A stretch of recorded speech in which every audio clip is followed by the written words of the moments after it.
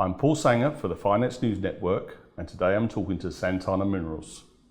Santana Minerals, trading under the ASX code SMI, with a market capitalisation of 212 million, is a precious metal explorer focusing on the Bendigo-Ophir project in New Zealand.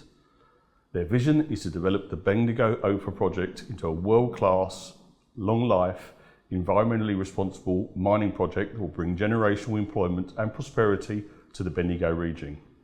Joining me today is Santana Minerals CEO Damian Spring. Welcome, Damian. Thanks, Paul. Thanks for having me. Damian, great to have you in here. And I'd like to kick things off and talk about your Rise and Shine project in New Zealand, or RAS as people refer it to. A mineral resource update and detailed metallurgical test work have recently completed. What's the current status of the RAS deposit? Well, the mineral resource estimate update was on the back of 18 holes results that came out since the last update in February. That enabled us to add an additional 152,000 ounces in our indicated resource, bringing the total at the RAS deposit to 1.45 million ounces at 2.4 grams per tonne. So a fantastic result, and sets a very strong base for our PFS, our prefeasibility study, going forward. In terms of metallurgy, we've released those results on our variability testing for RAS, and that was on the back of results we published a couple of months ago for our master composite. So gold recoveries are between 86 and 97.8%, so fantastic over a range of 10 variability composites throughout the deposit in the first 5 to 6 years of production. So a great result, and again underpins the PFS going forward. And obviously you talked about the PFS. Can you give us a bit of an idea when you expect the PFS to be completed? Yeah, well, we're flat out obviously completing our baseline studies as well as getting our technical studies well underway with our mining and metallurgy and tailings, etc.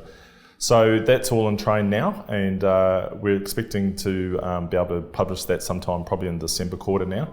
There's been a little bit of slippage there by a month or so, as all these parts start interacting and we understand. Pretty common practice, you know, PFS is a lot of work to be done, and so it's not a surprise that you can incur delays. Well, that's right. You know, we're learning stuff as we go. You know, results come in and we go, oh, okay, now we need to modify that to ensure that we come up with the best result for ultimately the PFS, but that will form the basis of our resource consent application or for our environmental permits.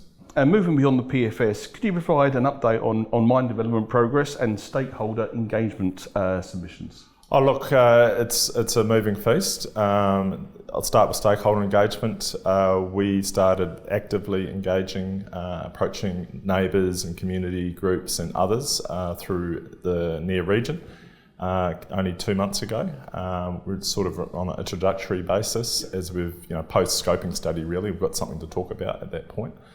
That's ongoing and only going to get more intense as you expect going forward, particularly as those results from those baseline studies start coming out and we're able to share them and describe the environment that we're proposing to put our mining project into to the local community in particular.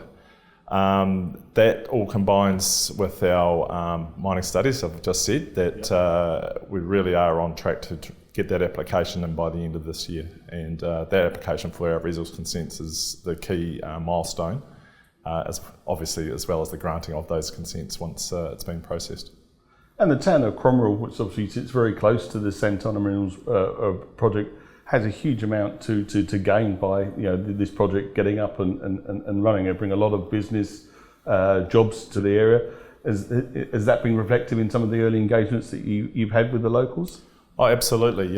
Cromwell's 15 minutes, 20 minutes drive from our exploration base. It is a town of 8,000 people. It is an old gold mining town in its own right. But also went through a massive expansion in the 80s when the construction of the hydroelectric dam at Clyde produces 440 megawatts, so a very large project in its own right. So it's had those pulses of development over the years, and this is just another one. Certainly it's a hub for the region, and I think not only Cromwell will benefit from our project, but the whole region between Queenstown, Wanaka and Alexandra and the Central Otago. And going beyond the PFS, when can investors anticipate the completion of the DFS and the final investment decision? How far away do you anticipate that will be? Well, I think we'll once the PFS is completed, we'll roll straight into DFS. We expect that to be out early in 2025, next year. And a final investment decision is obviously on the back of that, having finance and of course our permits, our environmental permits to begin. So that all takes us back to a subject that I'm sure you're going to ask me about, and that's fast track approvals bill. We'll come to that in a minute. And look, away from RAS, can we discuss some of the other gold discoveries in the portfolio and give us an update on the current status of, I think it's CIT, Shreks and Shreks East? Yeah, so CIT, come in time, these good old gold rush names. We have 2 rigs there currently drilling infill drilling around to expand or essentially convert a significant portion of the inferred to indicated. That's ongoing and expect to progress well into August at this rate.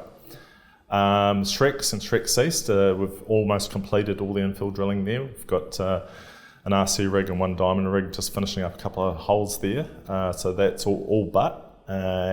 So we expect to, between those 3 deposits, look to run another mineral estimate, resource estimate update soon after the results are in. So sometime in that September quarter, we should have that out.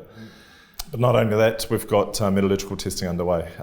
So we've got a master composite from Shreks at our lab that we've engaged in Perth. That testing is underway to confirm what it's like and how it compares to the RAS, where all the testing has been to date. And we're now assembling variability composites from the same deposit at Shreks and Shreks East to understand what the variability could be. But that's really dependent on some of the results we're waiting for from the infill drilling to determine what those composites are. And when do you anticipate that you'll get those results and release those to the market? Yeah, well, I think in terms of drill results, I expect that to be later this month in July for Shreks East. In terms of metallurgical results, the labs are quite busy, so we haven't quite got a good handle on that. But again, hopefully the September quarter, without a doubt, because we need that to be able to include those resources if they're indicated in our PFS. Fantastic. And tell me, how does the Santana Minerals Bendigo-Ophir project compare to other deposits in the vicinity? Who are your neighbours? Well, we've got Oceana Gold's Macraes gold mine, about 90 kilometres to the southeast along strike, and that's a regional structure in the Otago schist. That's been running since 1990, so a fantastic resource, fantastic deposit. I've worked there a number of times over my career, including as a junior mining engineer. You know, it's produced up well over 5 million ounces. It's a very similar geometry. Just one of the key differences is lower grade, typically been about 1 gram, and it's also refractory. We have neither of those issues. Obviously, 2.5, 2.4 grams is at our indicated in RAS is pretty good, fantastic, I'd say, and the metallurgy's been outstanding, as I said, with those variability results. Let's talk about the fast track bill. There's been a lot in the press about it. Can you give us an update on where that fast track bill is, which is under consideration, I believe, from the New Zealand government? Yeah, so it's had its first reading and then progressed into the Environment Select Committee submissions. So they've concluded hearing all those submissions. They had over 22,000, I believe, and they listened to 1,100 submissions in person, including ourselves.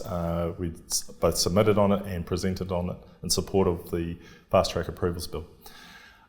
We understand now with all that volume of feedback that they've got to collate all that and write it up and make recommended changes, which is all a parliamentary process, and that feeds into the second version of the bill at the second reading. And at this stage, we believe it is sometime in now the December quarter rather than September itself. And for viewers today, can you just explain what the fast track bill is trying to actually do, and why the Honourable Shane Jones is pushing for this, and what could come out of it?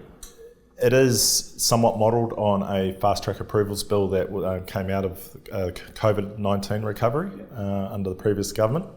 But really, this bill is an umbrella bill. It covers about 6 acts at this point in time.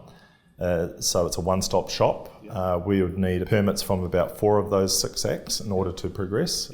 So instead of having put 4 applications into 4 different government departments or regulating authorities, it's one application that goes in, covering all those aspects so that we end up with a set of conditions for environmental controls and other matters that covers all those acts, and we're not having any conflicts or any efficiencies in that process.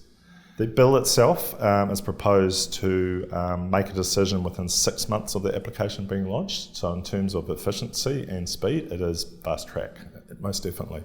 But at the end of the day, it's still incorporating those acts. So the environmental controls, for example, under the Resource Management Act, we still have to comply with those. So there's no shortcuts here. And so for New Zealand as a whole, if this bill gets passed through, it can have a significant impact on New Zealand, generating new business, new projects, simplifying processes that have been laborious in the past. Absolutely, and it's about the economy, right? We're an export-led economy. Post-COVID, we're not in a great space. We're marginally on staying outside a technical recession, and it's all about export dollars. And our project with $4.4 billion of export earnings over 10 years is a great way to help that. So you've obviously been incredibly busy, got a lot of work on your hands. Maybe for the viewers today, what sort of news flow should investors expect over the coming months? Maybe just give us a summary of what we probably already discussed already. Yeah, well, obviously we've got the drill results coming out of the balance of the Shreks and Shreks East drilling. The Come Time drilling will be coming out soon after that. We have actually just completed an infill program on the high-grade core at Rise and Shine. It'd be interesting to see that, see how the very short space variability plays out, and we're confident that should be a real cracker when it does come out.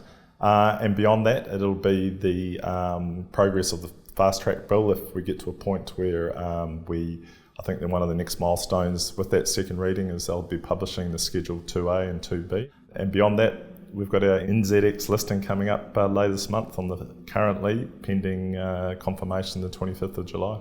And from what I understand, you're obviously a very hands-on CEO. I believe you live pretty close to the project, so you're spending a lot of time at the project on a daily, weekly basis. Is that right? Oh, absolutely. I'm out there at least once a week, sometimes 5 times a week. And we do have an office now in Cromwell, so it allows my immediate team to concentrate on their aspects of the project without being out in the field. And but our exploration teams are still, based on that drilling program, still flat out, and of course our baseline studies are ongoing. So yeah, there's lots going on, and it's great being there and being part of the community and engaging directly with all sorts of, within that community in terms of their views on our project. So I'm glad to be there, glad to be part of it. Damian Spring, it's been an absolute pleasure. Thank you for your time today. Thank you, Paul.